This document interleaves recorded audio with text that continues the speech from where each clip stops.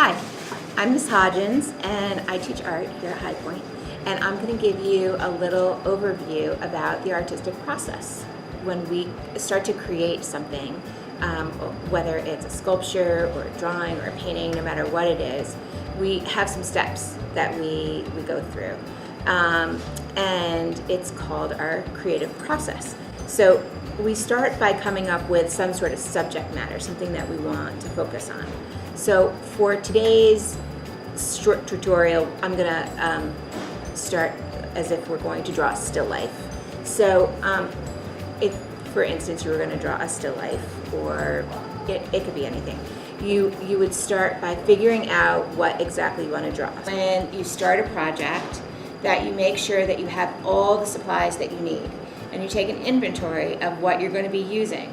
I usually make a list of the kind of paper I'm going to use, the kind of, like for this particular project, I'm going to need white drawing pencil, white drawing paper, a few different pencils, erasers. I don't like to use a ruler, but some of my students might, so I might have them available. I'm going to need a value scale so I can check to make sure I have 8 different values on my drawing, different lightnesses and darknesses. I want to make sure I have all of my supplies available, and I also want to make sure that they're all quality supplies, because that's really important that you are using you're not using junk on your pictures, because they often deteriorate. Let's say you wanted to draw a still life. You would figure out how you wanted to draw the still life. You would figure out what kind of supplies you wanted to use, what kind of paper you would want to use, what you would want to include in the drawing, how big you would want it to be, how you would want to compose your drawing, what do you want to leave in, what do you want to leave out. All of these are important questions. So once you figure that out, you can, and you have generated all of these ideas, and maybe you have made some sketches and you have assessed all of that, then you can start to do your project.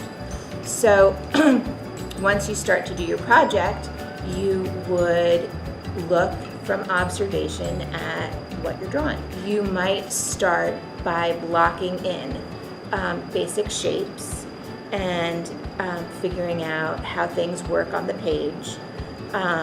So let's just say you are looking at your still life, and there's a basket of fruit down in the bottom.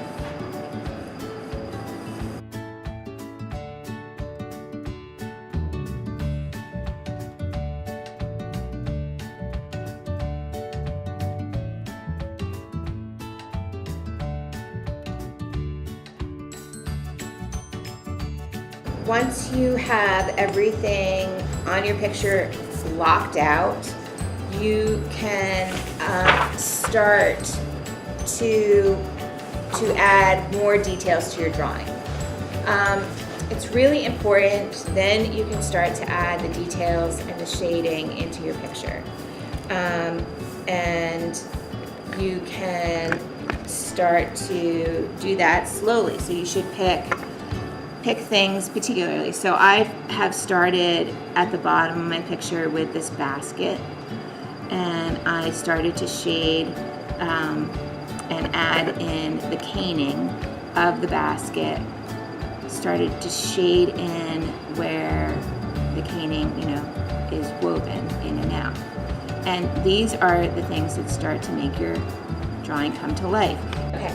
So after you've gone through and you've done all of your shading and added all of your details and you've refined your drawing, then it's time for you to take a step back and see if you need to add anything else, and really evaluate what you've done and see if it's finished or not.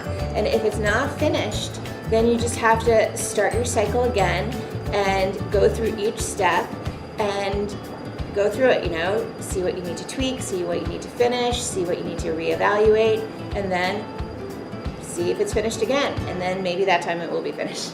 Usually you need to go back a couple times. But And that is how we go through the artistic process. That's the creative process. There it is. Have fun. Create art.